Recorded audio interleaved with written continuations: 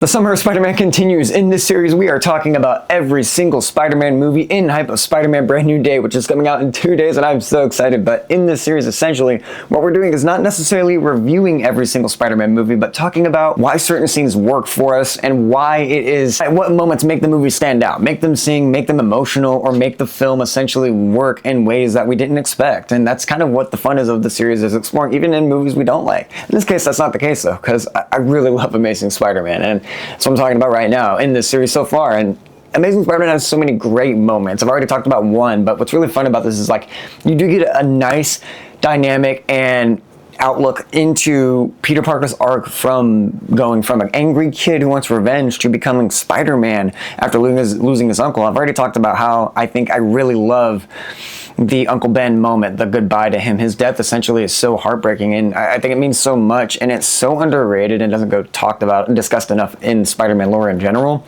And I love that moment, and I do think the movie complements it throughout as well with other scenes that really work for it.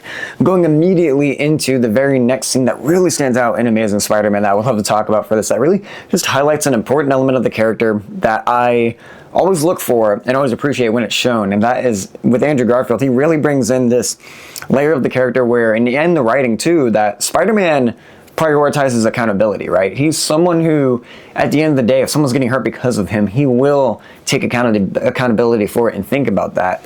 And I like how this movie really approaches that with a layered conversation, and it really does highlight not only that, but reflects Peter Parker's relationship with New York as well. And that's the dinner scene with Gwen Stacy and his family, and her family, as well, as they start to kind of date. You know, like, Peter Parker and Gwen Stacy have been flirting throughout the movie, having great chemistry together, and now he's officially been invited to have dinner with Gwen Stacy and her family.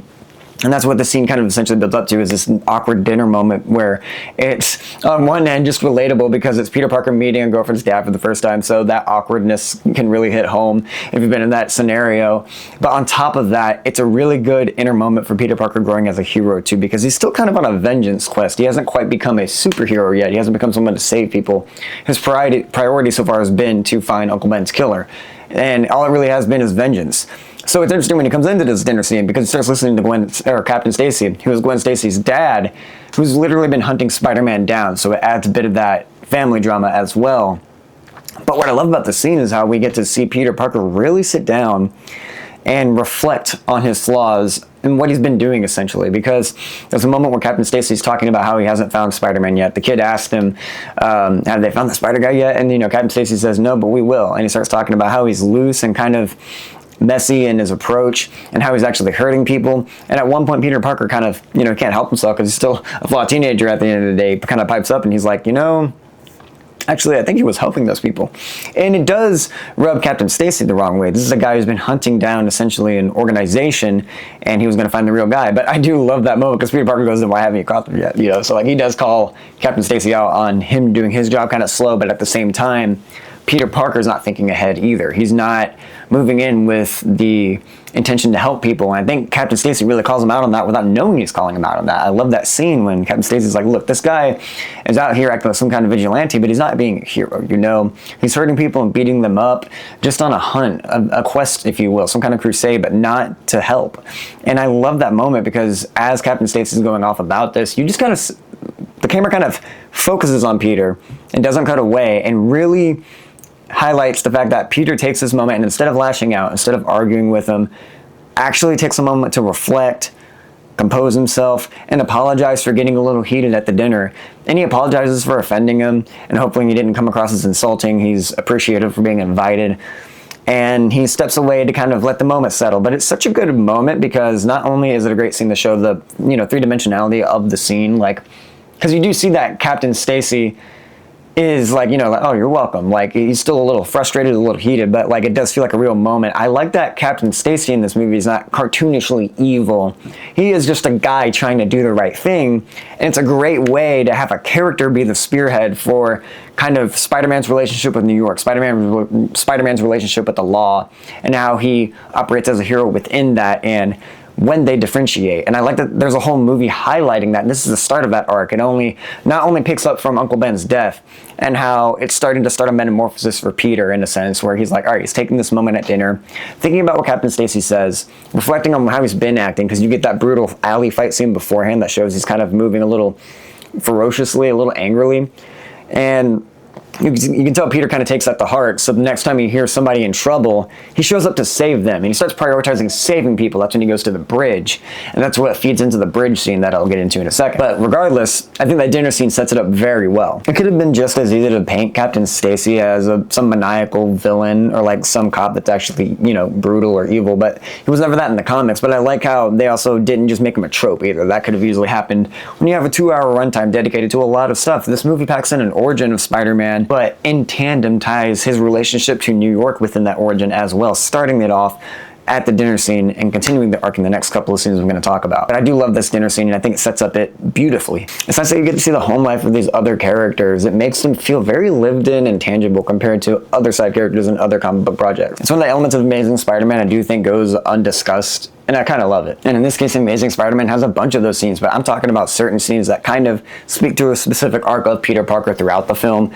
that I think really highlight the arc. The arc of him becoming a hero and someone moving beyond the need for vengeance and just anger, essentially. And that continues right from the dinner scene, which I talked about previously, into the bridge scene, which follows it, which is so good because it really highlights the element of Peter Parker learning to be a hero in real time. And something I found flawed in the Sam Raimi's approach is that they kind of skip to him putting the suit on, becoming the guy who wants to save people. And I like that in Amazing Spider-Man, we really explore the details and relish in that. We see him more in Uncle Ben. We see him get a chip on his shoulder.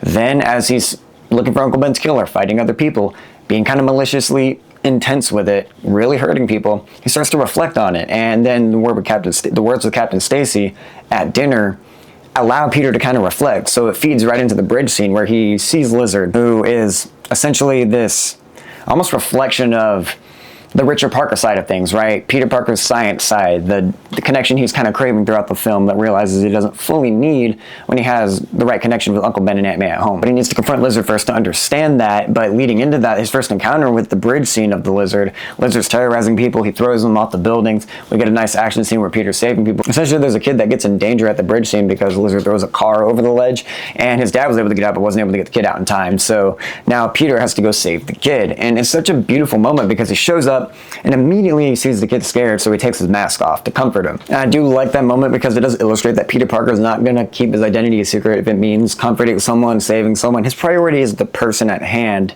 so whatever helps them. But that extra layer of making them feel safe and at ease on top of saving them goes the extra mile. That speaks so much to what kind of hero Peter Parker and Spider-Man is. And it's such a nice, tender, quiet moment, but also intense because Peter's just trying to help this kid. And he's like, yo, put the mask on.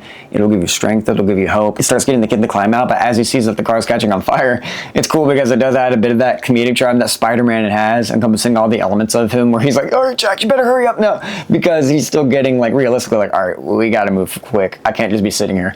And I like that because that little joke just adds a bit of self-awareness where it's like, yeah, Peter will still be anxious though.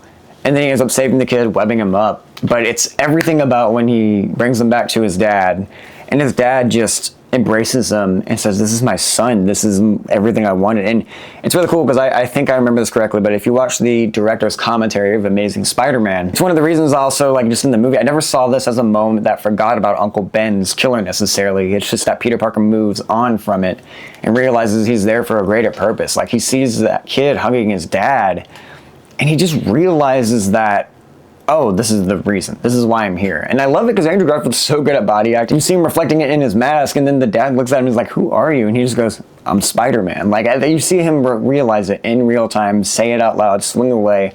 He's a hero now. And it's such a good Spider-Man moment. Why the fuck do people not talk about it? I guess people do, but not enough. Not enough for me, at least. Like, it's one of the best Spider-Man scenes, truly defining him as a hero. But I love that we spend half a movie getting there and really seeing Peter Parker take those moments, take those leaps. We see the edges of his character. We see the flaws before he becomes Spider-Man. So it really makes him feel so fleshed out by the time he puts the mask on as a hero for the first time. I love that moment right after. He's just sitting in his home alone in his room looking at the mask. It's a nice shot of going over him, of just him reflecting as Peter Parker being a hero. It's one of the best scenes in Spider-Man, and it'll always be a moment that stands out for me. I love it so much. One of the reasons Amazing Spider-Man is one of my favorite Spider-Man movies. to this day. And again, we're talking about scenes that kind of highlight a certain arc Peter goes on in becoming Spider-Man, not only in relation to heroism, but in his relation to New York. And man, there's just like these 3 hit punch of Uncle Ben's death, to the dinner scene, to the bridge scene, and then into the crane scene, all work in tandem to make Spider-Man just feel like such a hero. Essentially, the crane scene takes place in the third act of the movie. It's one of the final moments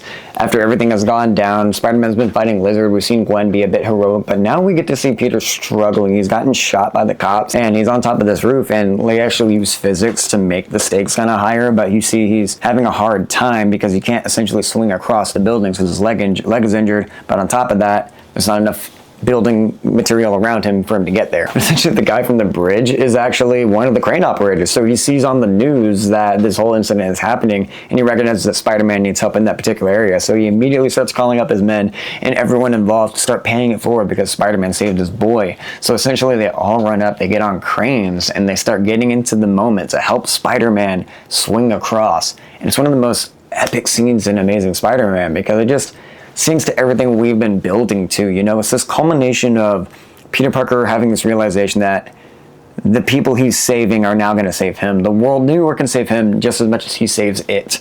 And it's this beautiful moment to reflect the relationship between Peter and New York that we got to develop throughout the film, with Captain Stacy being the culmination of that. Just before that scene, we got to see him confront Captain Stacy as Peter Parker, and Captain Stacy realizes it's like, dude, we're all just trying to save people here.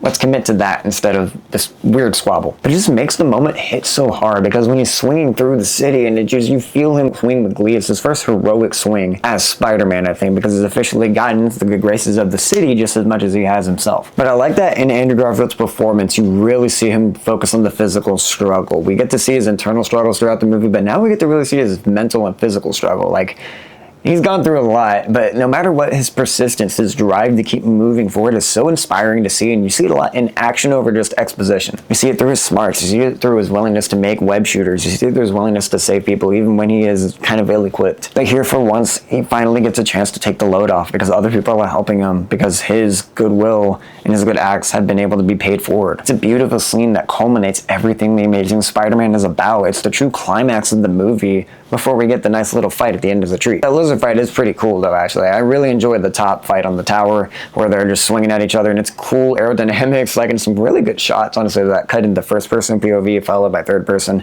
with Spider-Man fighting him. Lizard effects still hold up. They look really good, actually, especially compared to modern effects to today. Writing wise, Dr. Connors could have used a lot more, I think, in this movie, but in terms of appearance, I never really hated it. I do wish they went full snout with the lizard, but beside the point. Point is, crane scene. It's excellent. It's emotional. It works. It's amazing. No pun intended. It is just a great scene, though. I kind of go back to the original Spider-Man where they kind of highlight ideas of that stuff, but don't really explore it to the extent. Like, you have that whole line in the original Spider-Man with Green Goblin where he's like, no matter what you do for the city, eventually they'll hate you. The movie never really actually goes into that in depth as much as it could. I feel like Amazing Spider-Man is what we could have seen from that in a really cool way, using Captain Stacy as the character, the centerpiece that kind of is there moving along and being the antagonist of Spider-Man at first. They have a bit of a dynamic going on and back and forth, but you realize they both just want to do the same thing but in different ways, and they start to form an understanding, and it's kind of beautiful. The relationship between Peter, Captain Stacy, the relationships between him and Uncle Ben, also him and Dr. Connors, they all work in tandem poetically to make a cohesive piece telling the origin of Spider-Man that I feel is so damn underrated to this day. I honestly, when I was making a why the scene works for Amazing Spider-Man, like a list of scenes, because that's what I'll do, is I'll kind of make a list of scenes that stand out and I'll pick one. I couldn't pick just one for this one. There were several, and like I kept making them, and I was like, I just kind of love most of this movie. So I do kind of have to cut it off at a point, but like, man, there's just so much to love about it. Amazing Spider-Man, man, it's an unsung hero to me. And some great Spidey scenes that I just reflect on as for the character. Guys, what is your favorite Spider-Man moment? Who's your favorite Spider-Man? And what are you most excited to see in Brand New Day? Thank you so much for watching. Subscribe to our interviews, leave a like, leave a comment, come talk about movies with us, come talk about stories with us. I will see you next time.